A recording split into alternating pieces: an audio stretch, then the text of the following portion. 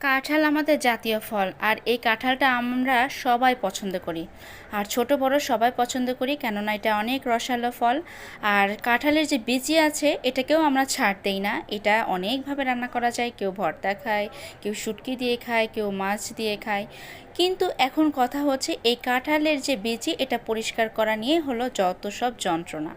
আর রাঁধুনি যারা আছে তাদের জন্য এটা যে কি কষ্টকর, সেটা যারা রান্না করে তারাই একমাত্র বোঝে। আর তাদের জন্য নিয়ে এসেছি একটা ম্যাজিক।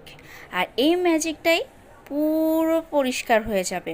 তো প্রথমেই কাঁঠালের যে ছিকলা আছে ওইটাকে ভালো করে ছাড়িয়ে নিয়ে একটু গরম পানির মধ্যে 2 থেকে 3 মিনিট ভালো করে সেদ্ধ করে নিতে হবে। সেদ্ধ করা হয়ে গেলে গরম পানিটা ভালো করে ছেঁকে নিতে হবে। তারপর বিচিটাকে ঠান্ডা করে নিতে হবে। বেশি ঠান্ডা করা যাবে না, যেন আঙুল দেওয়া যায়, এইরকম করে নিতে হবে। তারপর এরকম ছুরির সাহায্যে